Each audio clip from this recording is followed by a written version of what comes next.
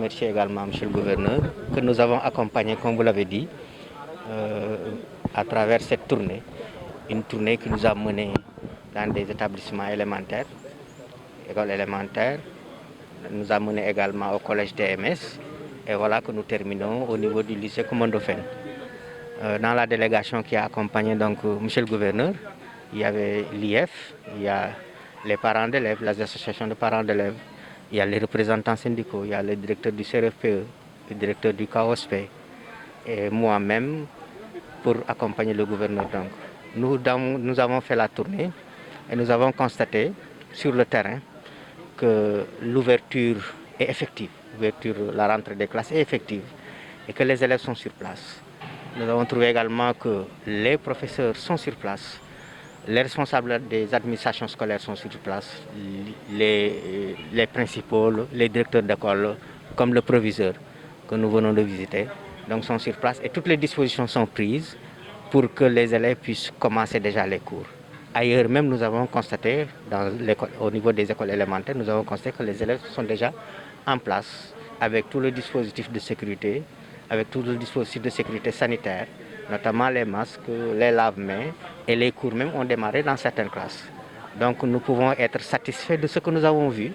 même s'il y a encore des améliorations à apporter. Nous allons apporter des améliorations, notamment en ce qui concerne les lavoirs. Il faudra augmenter le nombre. Et nous comptons sur les autorités administratives, nous comptons également sur les collectivités territoriales. Et je crois qu'avec le concours et la participation de tous ceux qui nous accompagnent, je pense que nous pouvons arriver très rapidement à améliorer la situation pour permettre le démarrage effectif de tous les cours. Nous avons remarqué aussi que les élèves, s'ils ne sont pas tous arrivés, nous avons noté un bon nombre d'élèves sur place qui pour s'inscrire, qui pour se prendre les emplois du temps et se préparer en direction de l'ouverture officielle de ces classes. ci contexte bi te tamit baax na ñuy fàttali xale yi ne dañoo war a respecter li nga xamante ne mooy mesure barrière yi pour que ñu bañ li nga xamante ne moom moo am ci yeneen dëkk yi daal di am fii nga xamante ne moom mooy Sénégal. Voilà donc loolu moo nekkoon li nga xamante ne ñun ci biir loolu tamit mënuma ñàkk gërëm ñi nga xamante ne ñooy collectivité territoriales yi parce que ci biir tournée bi tamit seetlu nañ ni ki nga xamante ne moo di maire commune Fatick am na ay matuwaay yu am solo yoo xamante ne jël na ko mooy rawatina joxe ay fournitures scolaires gis nañ ni tamit am nañ ay lavoir ak ay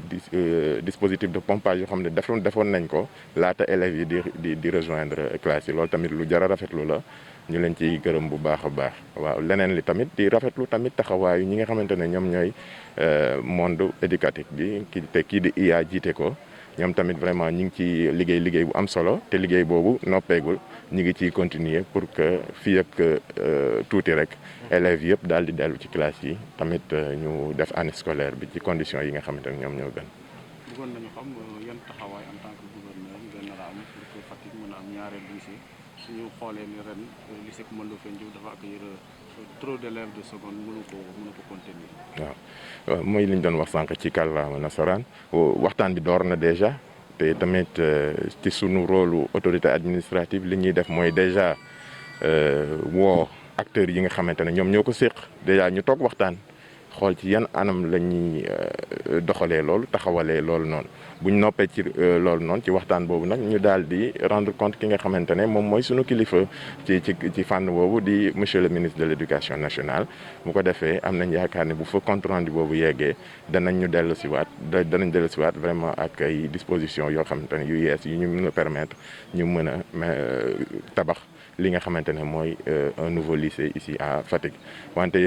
balaa loolu tamit ñi nga xamante ne ñoom ñoo seq li nga xamante ne mooy njàng mi fii ci région de Fatick am na ay matuwaay yoo am solo yoo xamante ne ñu ngi koy jël rawatina ci fi nga xamante ne mooy CM Ndiaye pour que ñu mën a xool naka la ñuy def ba tabax foofu 2 classes de seconde en attendant donc ñu jël matuwaay yooyu noonu pour